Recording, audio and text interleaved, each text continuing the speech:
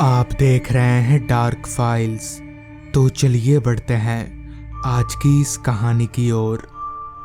25 दिसंबर साल 2013 यानी क्रिसमस वाले दिन शाम को हम दो दोस्त यानी निशांक और मैंने कहीं घूमकर आने का फैसला किया।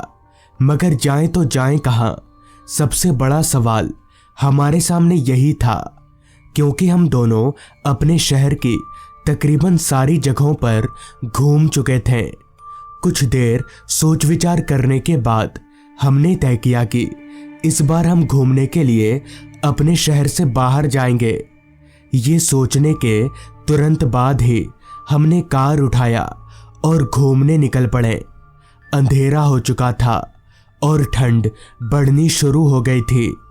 कुछ घंटों के बाद ही हम लोग दूसरे शहर पहुंचे। वहां बहुत घूमा फिरा और जब वहां भी मन नहीं भरा तो घूमने के लिए और आगे चले गए। इस तरह से घूमते घूमते कब रात के 10 बज गए पता ही नहीं चला। अब बारी थी घर लौटने की। चूंकि निशांक पीकर टल्ली हो चुका था, इसलिए उसे और गाड़ी को घर तक ले जाने की जिम्मेदारी मेरे सर पर आ गई थी। मैं किसी भी तरह का नशा नहीं करता था। खैर, मैं गाड़ी में बैठा और बैठते ही निशांक भी मेरी बगल वाली सीट पर बैठा और हम लोग घर की तरफ आगे बढ़ने लगे।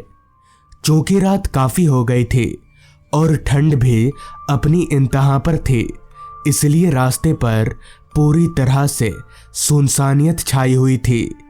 रास्ते पर अब कुत्तों के अलावा ना तो कोई इंसान नजर आ रहा था और ना ही कोई खुली दुकान। कोहरा और अंधेरा, सिर्फ इन्हीं दो चीजों ने रास्ते को अपने आगोश में ले रखा था। इसी दौरान मैंने एक नजर निशांक की ओर देखा तो निशांक सो चुका था। मैंने भी उसे नहीं उठाया, क्योंकि ना तो वो उठकर गाड़ी चला पाता और ना ही मेरे किसी काम लगता। इसलिए मैंने उस नशेड़ी को जगाने का कष्ट नहीं किया। रात हर पल गहराती जा रही थी।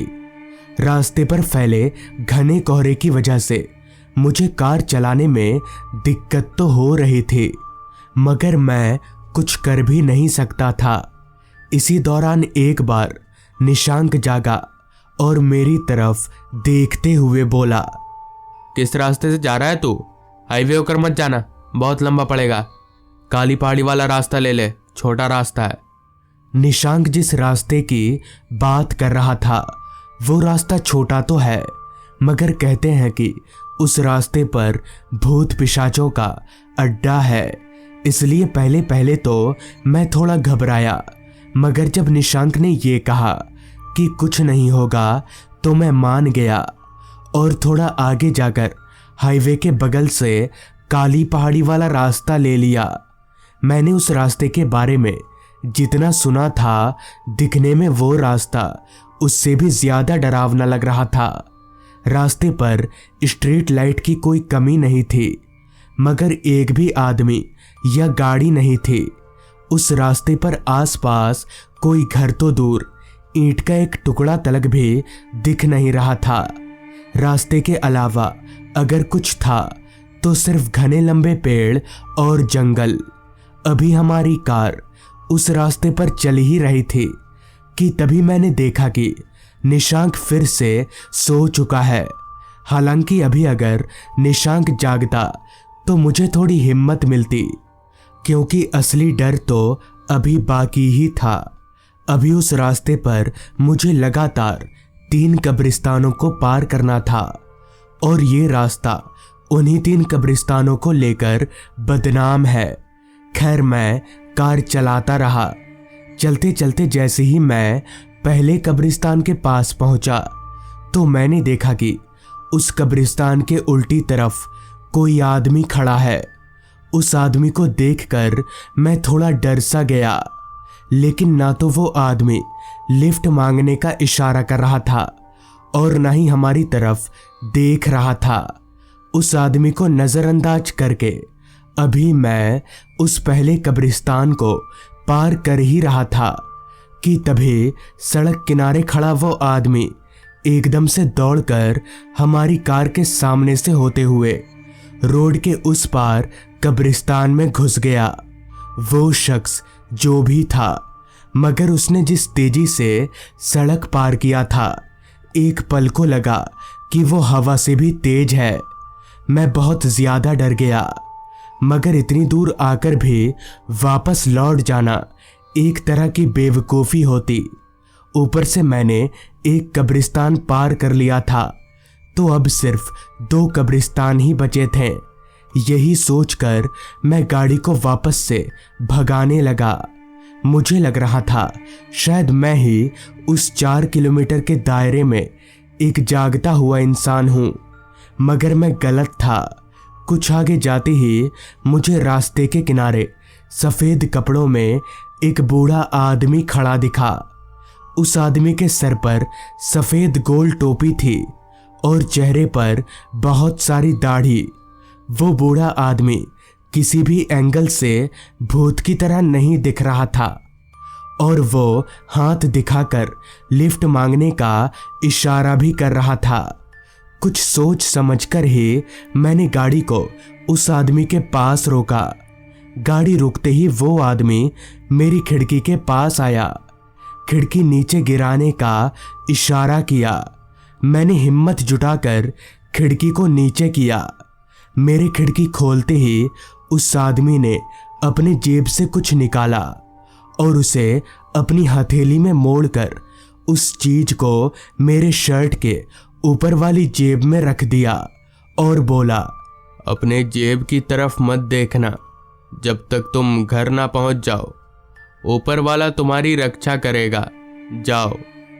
मुझे बहुत अजीब लगा, मगर उस आदमी के बताए मुताबिक मैंने अपनी जेब की ओर बिना देखे गाड़ी को वहां से आगे बढ़ा लिया, मगर मुझे अपनी जेब में किसी भारी भरकम चीज का वजन साफ तौर पर महसूस हो रहा था। खैर, मैं गाड़ी चलाता रहा। उस वक्त मेरे जहन में बस एक ही सवाल घूम रहा था कि आखिर उस बुजुर्ग आदमी ने मेरे जेब में क्या रखा होगा और उसने जेब में मत देखना ऐसा क्यों कहा। यही सब सोचते सोचते अभी मैं गाड़ी चला ही रहा था कि तभी मुझे सामने रोड पर वो दूसरा कब्रिस्तान नजर आया। उस कब्रिस्तान के पास एक औरत खड़ी थी। जब कार उस औरत के नजदीक पहुंची तो मैंने देखा कि उस औरत के गोद में एक बच्चा है। वो औरत काफी घबराई हुई नजर आ रही थी, जैसे वो किसी मुसीबत में हो। लिहाजा मैंने तुरंत गाड़ी को उस औरत के पास रोका। मेरे गाड़ी रोकते ही वो औरत तुरंत गाड़ी के पीछे वाली सीट का दरवाजा खोलकर अंदर बैठ गई। तभी मैंने उस औरत से पूछा, कहाँ जाना है आपको और क्या बात है, आप इतनी घबराई हुई क्यों है? इस पर उस औरत ने कुछ कहा तो नहीं, बस हाथ दिखाकर आगे चलने का इशारा किया। उस औरत का इशारा पाकर मैंने तुरंत गाड़ी को चलाना शुरू कर दिया। तब घड़ी में रात के 11:30 बज रहे थे।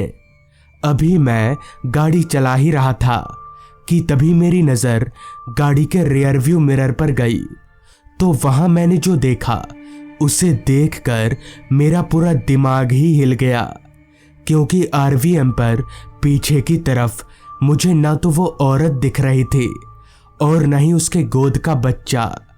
मैं तुरंत पीछे पलटा तो वो औरत और बच्चा पीछे ही थे। पर अगर वो दोनों पीछे ही है तो आरवीएम पर दिख क्यों नहीं रहे? अभी मैं ये सोच ही रहा था कि तभी पीछे की ओर से मुझे किसी के कुछ चबाने जैसी आवाज आने लगी।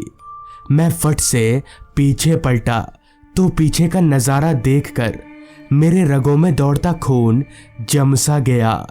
मेरी सांसें तेजी से ऊपर नीचे होने लगीं, क्योंकि वो औरत जिस चीज को चबा रही थी वो कुछ और नहीं बल्कि वही बच्चा था जिसे वो अपनी गोद में लेकर गाड़ी में चढ़ी थी। गाड़ी में पूरा खून ही खून फैल चुका था। उस औरत का चेहरा अब पूरी तरह से बदल चुका था। उसकी आंखें लाल चमक रही थी। इतने में ही उस औरत ने अपने आधे खाए बच्चे को छोड़कर निशांक का गला पकड़ लिया। निशांक हड़बड़ाते हुए उठा और खुद को छुड़ाने की कोशिश करने लगा, मगर वो औरत उसे छोड़ ही नहीं रही थी। तभी मैं निशांक को छुड़ाने की कोशिश करने लगा और जैसे ही मैंने निशांक को छुड़ाने के लिए उसका बदन छुआ कि वो पीछे बैठी औरत और उसका आधा खाया बच्चा दोनों गायब हो गए। तब तक हम तीसरे कब्रिस्तान को भी पार कर चुके थे। फिर हम सीधे घर पहुंचे और जब घर पहुंचकर मैंने अपने जेब में देखा तो पाया कि वो एक बड़ा सा ताबीज है और शायद उसी ताबीज के चलते उस रात मेरी जान बच गई और निशांक की भी। मगर वो बूढ़ा आदमी था कौन, ये आज भी एक रहस्य है। तो दोस्तों, ये थी आज की कहानी। अगर आपको ये कहानी अच्छी लगी हो तो चैनल को ज़रूर सब्सक्राइब कर लें।